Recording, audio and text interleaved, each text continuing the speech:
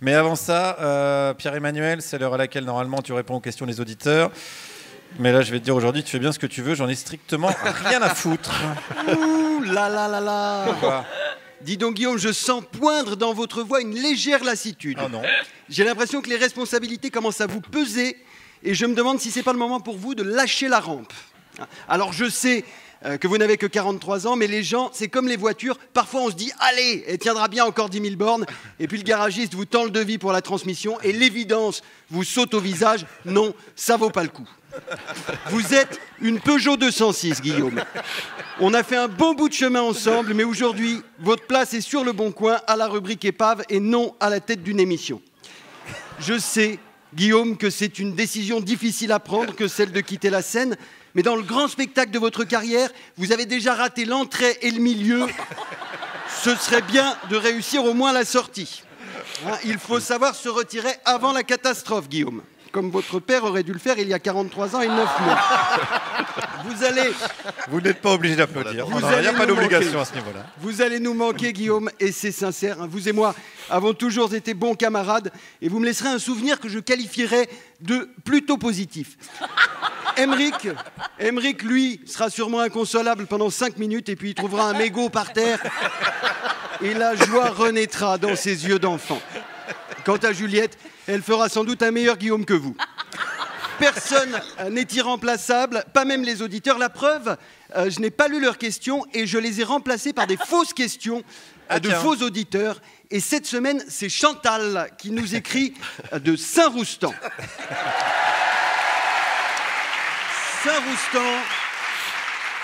Saint-Roustan qui a été le théâtre d'un véritable petit miracle vendredi dernier. Au cœur de la vieille ville, place Hippolyte de Guémené, niché à l'ombre de l'ancien lavoir, se dresse depuis des temps immémoriaux un monolithe gravé de symboles énigmatiques. Cette intrigante stèle est appelée la pierre des âmes par les anciens qui lui prêtent des pouvoirs occultes. On raconte même que les nuits de pleine lune, des silhouettes fantomatiques se contorsionnent autour du vieux lavoir dans des râles bestiaux. Cette roche mystérieuse est-elle une météorite sur laquelle une intelligence extraterrestre a gravé un message, un calcul rénal sorti de l'urètre des géants qui peuplaient la vallée de la Roustinière avant l'apparition des premiers hommes, ou tout simplement le menu d'une taverne du Moyen-Âge? Nul ne le sait. Tous les historiens, astrophysiciens et autres médiums qui se sont penchés dessus se sont cassés les dents à cause de Dédé, le punk à chien qui en profite pour leur appuyer comme ça d'un coup derrière la tête. Sacré Dédé. Toujours est-il que personne n'a jamais réussi à trouver un sens aux inscriptions ornant la pierre des âmes. Personne jusqu'à vendredi dernier, donc jour où le mystère a été percé par hasard, mais surtout par Dédé, qui a remarqué, en posant sa bouteille de Stutz devant le monolithe, que les inscriptions se reflétaient dans le verre. Les symboles ésotériques n'étaient autres que du français écrit à l'envers et qui, placé devant un miroir, délivrait ce message rempli d'espoir.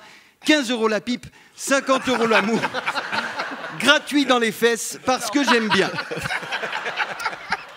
Il a vite été découvert que l'autrice de ces mots n'était autre que Martine Péquelin, l'ancienne bouchère de Saint-Roustan, réduite à cette extrémité par une retraite misérable qui, comme de nombreux seniors, ne lui permet pas de vivre décemment. Bouleversés par cette révélation et par l'extrême précarité qui touche l'ex-commerçante, les racilariens, dans un mouvement de solidarité sans précédent, ont décidé que le village entier, à chaque pleine lune, viendra se faire sucer derrière l'ancien lavoir pour aider Martine à boucler ses fins de mois.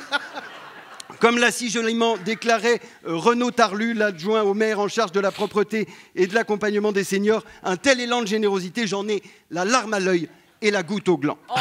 Vivement la prochaine pleine lune. C'est magnifique. Mais revenons à Chantal, si vous le voulez bien. Oui, on le va bien, oui. Qui nous écrit... Bonjour, je travaille au CHU de Saint-Roustan et j'adore votre émission. Je n'ai pas de questions particulières. Tiens.